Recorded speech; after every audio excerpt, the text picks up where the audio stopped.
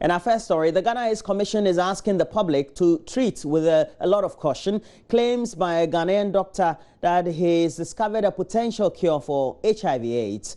The Ghanaian medical researcher, Dr. Atu Duncan, announced his breakthrough potential cure a few weeks ago, asserting that the efficacy of his trial drug known as Kwesi is not in doubt following successful trials on humans. Speaking to Joy News on the sidelines of the 12th Partnership and Business Forum of the Ghana AIDS Commission, the program's manager for the National AIDS Control Program, Dr. Stephen Eisiado, stated that the drug Kwesi will have to go through several other stages before it is approved by the World Health Organization and the Food and Drugs Authority of Ghana. Data is concerned and evidence, there is no cure yet. We've heard herbalists and other groups of people, recent ones in the media, claiming cure, but they themselves will admit that before a drug is declared as even a drug for a particular disease, it has to go through certain processes. We need to, first of all, apart from the test tube, in vitro test, check whether it can even be accepted by even animals first. Then after that, you take it to human beings. And even that there are different steps of the clinical trials. In coming out with a medication, you look at, apart from efficacy, which is its effectiveness, you are looking at its side effects, possible potential harm to the individual. Let me tell you now, if I pick Parazone, any antiseptic, and I put it in a tube with HIV or the virus, a few hours when I check, the virus will die. But I cannot extrapolate, therefore, that it is a cure for HIV. Therefore, I should give Parazone to individuals. But the Noguchi Memorial Institute also, what recommendation did they give about the drug? Because it went trials, they tested it. It's gone through some in vitro testing and all that. But that is not, whatever they found, is not equal to a cure. It means that they've only come out to say that the medication has gone through one stage. They've recommended it has to go through further stages before it can now be certified as a drug that can be. Sorry to catch you, but that report says that the drug reduces the viral by 99%. Many other drugs, I keep giving you examples, reduce the virus by a certain 100% even. The fact that I put antiseptic in a tube and it reduced by 100% doesn't make it a cure. The Fisheries and Aquaculture Ministry says no license has been issued to any fishing trawler to engage in pet trawling in Ghanaian waters. The Sector Minister Shariaite says the ban imposed since 2008 is still in force and insisted that government has no intention to review it. Responding to questions on the floor in Parliament on Tuesday, Madam Shariaite said persons and vessels caught patrolling in Ghana's waters will have said to have committed an offence and would be liable to a summary conviction and a fine of some $250,000 and not more than $2 million. She was responding to the Minority Leader Oseche Mentabonso in Parliament. The Ministry of Fisheries and Aquaculture Development wishes to inform this august House that since August 2008, pearl trawling was banned by the MPP administration.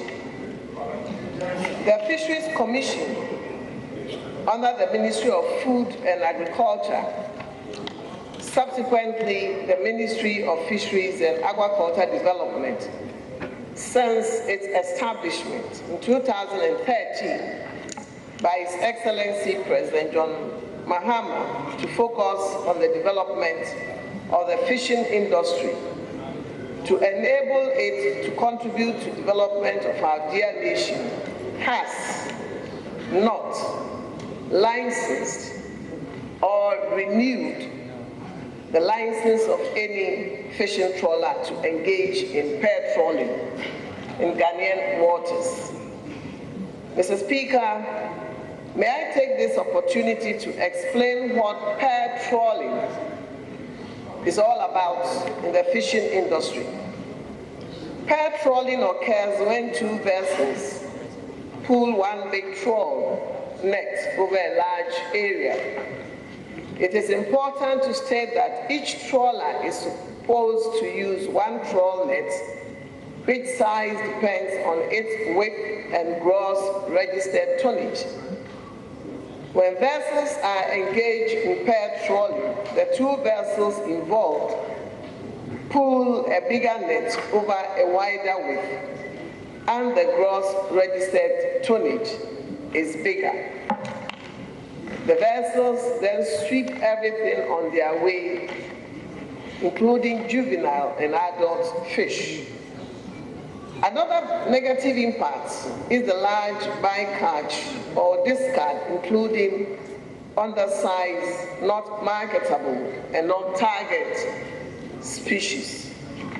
Apart from these vessels, they take advantage also of doing illegal fishing by using undersized mesh and wedge. Mr. Speaker, the ministry has taken the necessary steps to enforce the ban on pair trawling in territorial waters of Ghana. Regulation 11(1)D of the Fisheries Regulations 2010 LI 1968 prohibits any person from engaging in pair trawling in the fishery waters of Ghana. Any person that contravenes Regulation 11(1)D commits an offense and is liable on summary conviction to a fine not less than $250,000 and not less than $2 million. Mr. Speaker, in addition, we also have marine technologies that assist in controlling pair trawling. All trawler vessels in Ghanaian fishing space are required by law to be fitted with a tracking system called Vessel Monitoring System. VMS systems are used in commercial fishing to allow environmental and fisheries regulatory organizations to track and monitor the activities of fishing vessels in their territorial boundaries. In a related development, the Deputy Food and Agriculture Minister, Dr. Ahmed Al-Hassan Yakubu, is denying claims government has sold and used food distribution silos to private individuals. He was responding to a question filed by the Member of Parliament for Nsuta Kwamang Beposo, Kwame Asafweje. On the setup of the National Buffer Stock Company in 2010, all properties belonging to the defunct Ghana Food Distribution Corporation were delisted by the Diversity and Implementation Committee and released to the company through the Ministry of Food and Agriculture for their use. These facilities included warehouses, silo sites, and residential properties in certain regions. Specifically with the silo sites, silo drying sites were equipped with cleaners, dryers, and office accommodation, which also had laboratory and administration areas. Conditions of the facilities. The inspection of the various facilities revealed the following. One, the equipment are more than 40 years old. The machines are obsolete. That parts to the machinery are no longer available since the equipment are no longer being produced by the manufacturers. 4, the said properties had not seen any significant rehabilitation and or maintenance for at least the past 20 years. 5, there was massive encroachment in most silo sites. Plans for rehabilitation of the facilities. The National Buffer Stock Company is in possession of all the silos and is in the process of obtaining the relevant legal documents from the Lands Commission. To this end, NAFCO has engaged the services of a surveyor to assist with the mapping of all properties and the preparation and approval of relevant documents by the Lands Commission.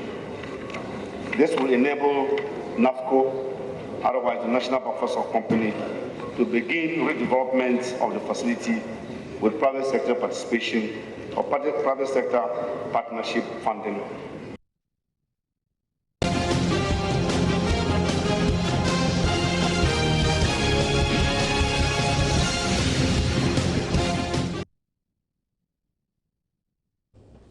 Ditch them, votes them out, and that's the plea to Ghanaians from the only independent aspirant left in the 2016 presidential race. Jacob Osei-Yeboah, popularly known as Joy, secured a paltry 15,156 votes when he contested the 2012 election, placing 7th amongst the 8 contenders. When the EC announced the shortlist of qualified presidential aspirants, his inclusion surprised quite a few. It is for this reason Osei-Yeboah believes he could be the surprise candidate in the elections this December. When he came by our studios on Tuesday, he explained why it is time for Ghanaians to try something different from the usual NPP and the governing NDC. You mentioned that the socio-political space of the country is being threatened. I would like you to throw more light on that. Exactly what do you mean by? You know what is ahead of us, the threat. You know what the national security is saying. The EC says that they've identified about certain number of flashpoints. The same thing with the police, over 5,000 flashpoints. And all these things are indicators of the fact that our socio-political space is not that safe. You are Jacob Osei-Yeboah, an independent candidate contesting an election in a country in which in our history we've never had an independent candidate being president. How does it feel like? There's nothing that is going through my mind. What is going through my mind is that I can't think far. I don't see why. I can't think madness. Let me add to it. I don't see why, with all my level of education, I should continue to say that I will still vote for someone who continues to destroy the wealth of our country. And then we go to the church, we pray, God, repent our leaders, help our leaders. Meanwhile, God has given us our tomb. I can't think far. I'm wondering, have you launched your manifesto? And if you haven't, when are you going to do that? You love manifesto. That in 2012, I launched this book. This is the core. And what I told all of them, read this. Recently, you know, President Kufuor was talking about the fact that it's about time that we talk about the second upper parliament. It's in this book. We have various development agendas, but it could not materialize. And I've stated in this book why they did not materialize. You cannot come out with a manifesto that is in dissonance with the culture of the people. And that is why you say that enough is enough with macroeconomic indices. Because we don't know. All what we know is the contumely, and how that contumely, somebody can eat the contumely, somebody can sell the contumely and make money out of it. And that one alone will put our macroeconomic indices right. Now, concerned about the December 7 elections being delayed by several suits being brought against the Electoral Commission. And so, as a result, the Electoral Commission is also seeking to have the cases dispensed with as quickly as possible. Well, already, the lawsuits are said to have affected the printing of ballots. Joy News has learned the motion for the abridgment of time could be heard this very Thursday. At a media training workshop in Accra, the Greater Accra chairman of the commission said the Electoral Commission will still do all it can to meet the timelines where they raise concerns about the possibility of the suit brought against it by the PPP affecting the election calendar. Jennifer Kuyamwa was there and now has this report. The Electoral Commission has always maintained it's going ahead with the calendar for the 2016 election, despite the legal suits filed by the disqualified presidential aspirants. The Greater Accra Region chairperson, however, conceded on Tuesday at least one crucial activity in the EC's calendar, the printing of the ballot papers, has been affected by the lawsuits. The delay notwithstanding, John Kwame Amwa says the EC is poised to conduct a peaceful and organized election. So we all know that election is a time-bound activity, and I think from today we have about 49 days to the election, and so time is of essence. So the lawsuits, they are quite a border, but the commission will know how to handle them. Meanwhile, Deputy Editor of the Ghana News Agency, Francis Ameyibo, has rated Ghanaian media favorably in its coverage of election-related events so far, but pointed out there are many areas that need to be improved. So far, I will give us 6 over 10. We are doing very well, but we need to double up. We are doing very well, but we need to double up. We are missing some of the points, but it's part of the process. It's part of the learning process.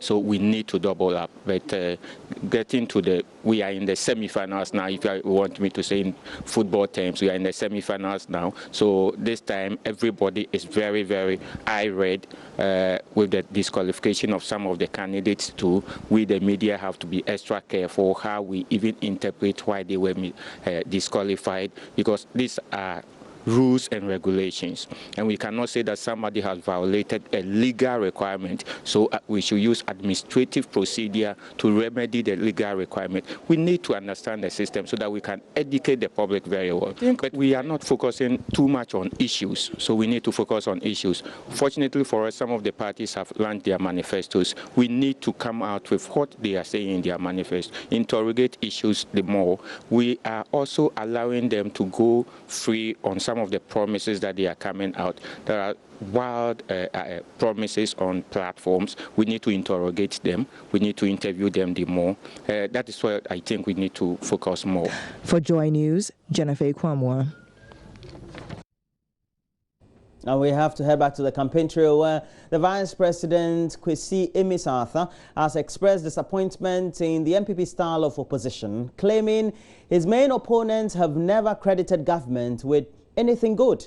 He said while the MPP has developed a mindset that sees nothing good with the NDC, it continues to heap blame on the party for all the ills in society. The Vice President was speaking at the Cape Coast Polytechnic and said after studying the opposition MPP's manifesto, he is of the firm belief that it is a recipe for economic chaos if the party wins the December polls. Once we have these two competing philosophies, then we have an election. And I'm saying that this election has the greatest stake for young people in our country. Because, as I said, every election is a way in which the people of the country decide how their future is going to be arranged and managed. Therefore, we do not want a political party that takes a very short-term view of the nation's prospects. We want a political party that looks to the future and makes long-term plans so that we can ensure the nation thrives even in a competitive global situation. And as I have said in previous fora, their manifesto and the lecture from which they borrow for their manifesto, it exhibits a weak understanding of economic concepts, and they mix various concepts as they go along, and they pick and choose which one makes their case strong and pick that one. And so there's no consistency in the way in which our opponents have analyzed the national situation. So for them, the only revenue that's important, that has explained the progress that this country has made, is that we are an oil exporting country, and refuse to look at some of the things that happened in their period in office, such as the significant debt cancellation of the highly indebted poor countries initiative. They have published, they have put in about 63 proposals. 8 of them are revenue proposals in which they reduce revenues. And when I calculate the cost, the revenue loss that their manifesto proposes, I get something like 6.2 billion cedis if they were running the government this year from the reductions in tax rates and so on.